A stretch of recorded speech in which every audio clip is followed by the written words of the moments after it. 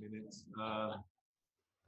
Thank you, Martian, for having me here. I don't know how Ernie found me. You are now one yourself. Sorry, no chance. No chance. I don't know how I was being found. And then they asked me if I wanted to come and share my experiences. In fact, when I saw the panel, and the panel was like so good, and what else can I actually add to it?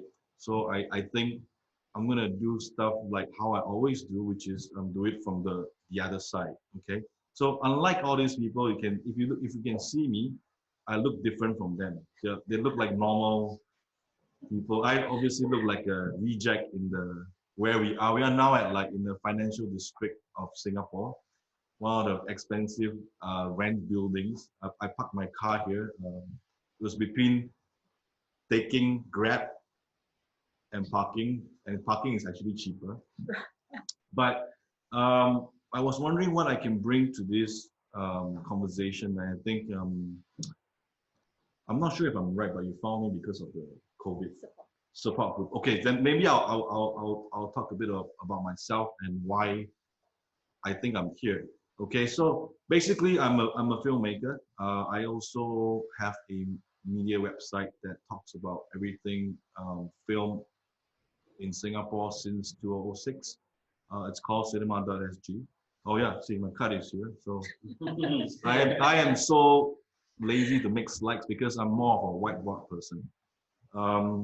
And obviously you can ask me about storytelling, filmmaking techniques, and also how to break into the filmmaking industry if you are sick of your corporate jobs and you are always thinking about wanting to come into the glamour side, red carpets. I can assure you it's not like that. It's a lot of hard work. People don't see the sweat, but they see the red carpet in Oscars. But so what happened was just like any other day, we were preparing for a shoot. And then the client called and said, look, we actually think we have to cancel the shoot because they didn't have any disaster management plan. It just went DOSCON orange, and then suddenly everybody was panicking. In fact, I had three classes to teach. I also teach filmmaking, by the way. And they just call and say, I'm sorry, we have to cancel the classes because management is worried about this contagion and stuff. So I was a bit shocked because it's sudden cancellations, and I think my first reaction was really to post on Facebook like anybody, like any normal person my age at the 40s. We are still on Facebook. If you are younger, you obviously do not know what Facebook is. Yeah, everyone's on Instagram. But so I posted something, and because I have friends who are working in civil service, and I actually said, guys, while you are cozy by the fireplace, if you don't mind, it's really cold outside where we are in the private sector. Appreciate if you can raise the situation with your bosses, and maybe they could take a look at our industry, because I basically belong to the media and arts industry. And later that night, my friend asked if she could post my Facebook post. It's funny, she didn't share the post. She took a screen capture on her phone of my post and wanted to post it as a photograph.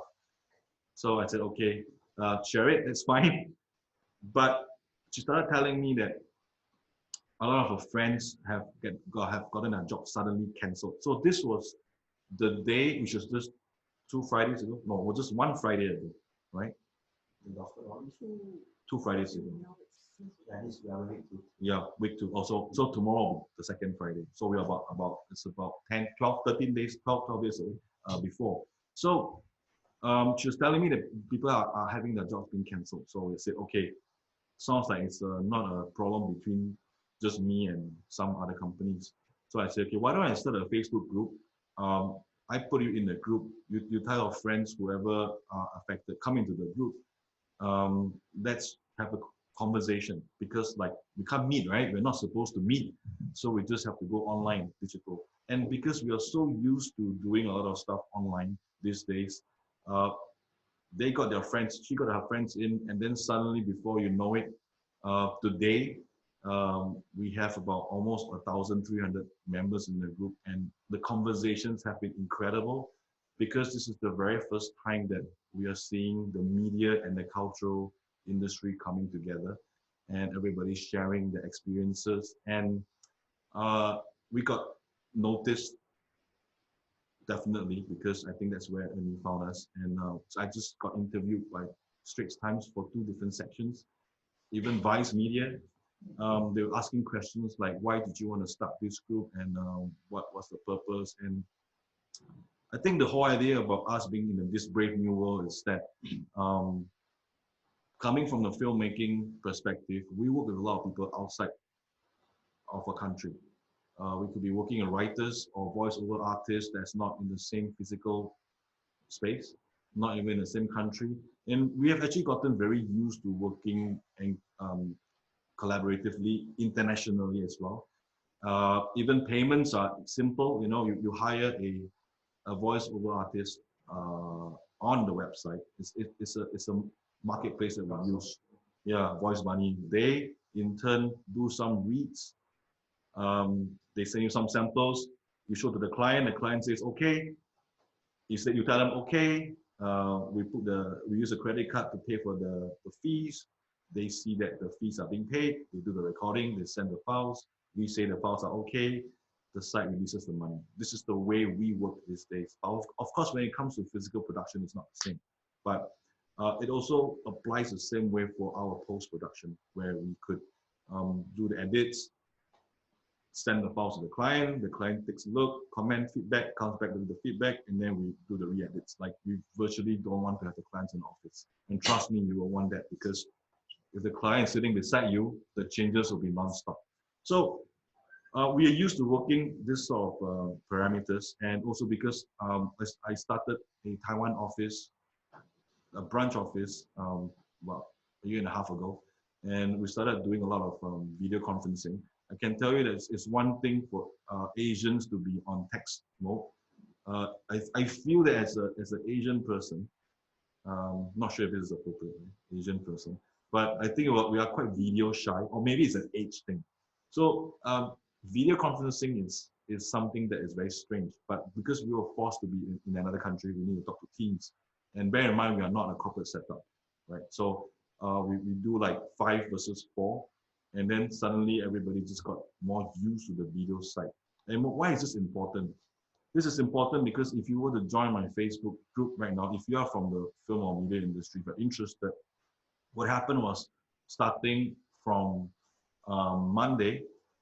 Tuesday, sorry, I started a series of live streams um, because so many people have so many things to say about um, their problems and their issues. So what we did was, or what I did was, I decided that since the mainstream news is not going to cover much about our industry, because we don't represent a huge chunk of the GDP numbers, it's not so much focused on us. I said I think it's important for us to start talking about ourselves. And once upon a time, 25 years ago, I was a musician, independent musician, trying to be a rebel, just as I am now. Play music. Of course, parents would say, "Are you crazy? There's no future." Not only is there no future, they think like the press doesn't even care. I mean, we didn't have a lot of coverage about local film or music or culture industry. So, which is why I started the website cinema.sg in 2006 to talk about fellow filmmakers. Fast forward today, 2020, I've started pretty much like a talk show that which invites guests from across the spectrum and sectors of filmmaking, creative and arts and culture to come and share their experiences. And in fact, last night, yesterday's stream, we actually had one of our nominated member of parliament, Ms. Audrey Wong. She was the very first one, join us, and she shared with us how 10 years ago she had pushed for freelancers to get recognized as a legit group of working people in Singapore. And she continued to say that there's a lot more that can be done. And with digital technology, collaboration, online idea sharing, Facebook groups, and people coming together to try to make a positive difference like the Martians and what we are doing now. And with you guys, I think the world is going to be a much better place because these technologies and tools already existed. I think I agree with what Keith had mentioned earlier. Too many companies have been trying to set up their own ecosystems. And when you have somewhat of a great technology section that can connect with the rest of the ecosystems, I think it can also really make the world a much better place. The whole idea of that Facebook page was try to solve my own problem with my friend and her friends and their friends. And before you know it, I now have more friends. They have more friends, and we no longer, or we realize that we are no longer so alone anymore. So we are now a strong group. We are now trying to push towards trade associations, memberships for people, independent freelancers to come to find their craft members. If you're a juggler, you find a juggler or a performer, and then you form some sort of groups. And because there's a whole business side in the arts and media freelance, obviously. All artists, all creatives just want to do their stuff.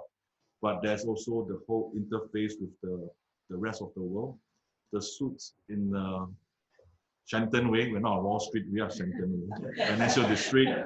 And I think with this technology, we are able to help each other learn a lot faster. So yeah, this is me, this is why I'm here. I hope you got a gist of what I'm trying to share with you. And if there's anything you want to know, especially how to break into the film industry, we're looking for mid-career switches, by the way, because it's a lot quicker to train people with certain skill sets and give them the know-how in certain particular craft areas. So if you're keen, just ask me anything. Okay, cool, thank you. Anyway, before I leave, I need to do this on screen. Oh. Speaking about corporate culture, I'm a big believer in HR.